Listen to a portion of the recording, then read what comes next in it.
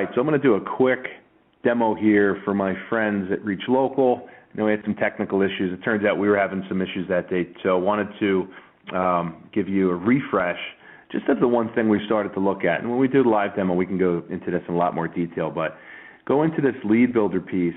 I think we had looked at Greater New York City, right? So we'll start there, Greater New York, and I'm going to click that. And then we looked at certain industries, and I think while we agree there was a lot of different ones we could look at, the ones we were focused on Monday, we had higher ed, hospitality, or not hospitality, but hospital and healthcare, and then I think we did health and wellness. So just to kind of see what we got here. I'm going to take a couple liberties and add a couple other filters here. I'm going to say, let's go for companies that are between 51 and 200, and I'll do 201 to 500. So basically companies that have between 51 and 500 employees, and so I'll just do a search. So again, just to refresh, all I'm doing now is looking at companies that are within the Greater New York City area and the three industries that we chose: hospital and healthcare, higher ed, right, health, wellness. And from here, there's a few different things I can do. So we've got a ton of results. We've got more than 80,000 results, which makes a lot of sense. I'm going to go ahead and use a couple filters here. There's a lot I could do, but I'm going to go ahead and I'm going to sort by, I'm just going to go to marketing. All right, I want to see which of these folks are in a marketing capacity. So here I've got that. I could click on marketing, and now I'm honing in on, now I'm up to, let's see, about 1,300 folks that are in marketing, right, New York City based. Next thing I want to do is, hey, I want to go big. I want to find folks that are, C-level and above. So I'm just going to go ahead and click C-level. You know what? I'm going to click owner just to see what comes up with that. I'm going to do director, and I'll go with VP as well. So now I've honed in on that, and I've got here, now I'm down about 447 people. Again, just in those verticals, just in New York City, right, and just with the function of marketing. And from here, I can come in and I can do a lot of different things. A couple things that I would recommend doing is looking at these spotlights at the top, assuming these are all prospects that, John, if I was on your team, I could go after. I could see we've got 12 new people, right, that have changed jobs in the last 3 months. That's always great, right? We could see new folks that they want to make a mark in their company and be more than likely to take a call from me, set up an appointment, start a sales process. Okay, so I can look at job changes. I can see that there are 51 people here out of that 447, 51 people that I can get warm introductions to via my Works network, via LinkedIn's network. So these are people that work at LinkedIn that are in one way or another connected to these folks.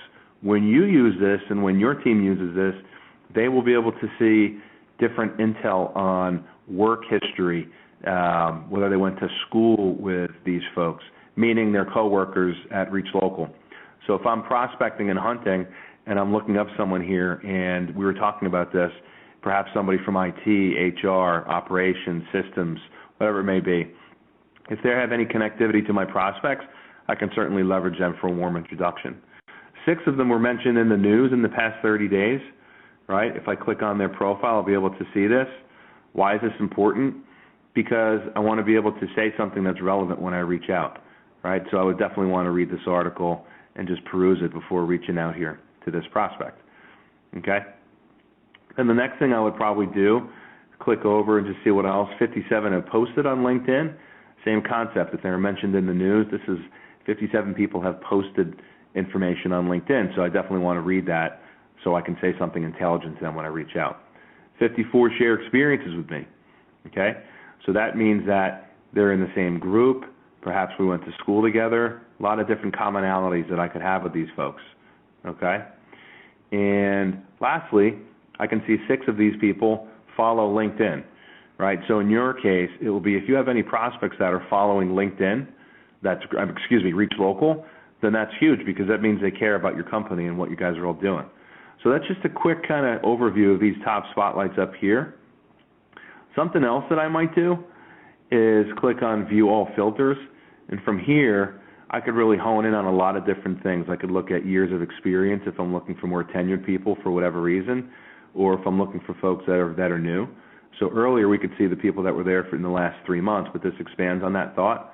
I can also see what groups these people are in. All right, so it's always really great to join groups. You can find people, engage in conversations, and do different things there. So lots of options here. Again, even if you want to see what school. So if I want to check of this group, did anybody go to Rutgers? So maybe I can start a conversation around that or mention that. People seem to care about that type of thing. So we've got 18 folks here. Of this 447 finally honed group, I can say that 80 of them went to Rutgers. So yeah, I can talk about how bad our football team is or wherever they went to school or whatever it might be.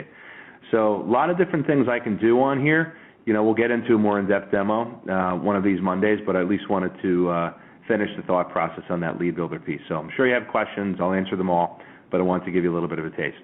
So appreciate it. Thanks.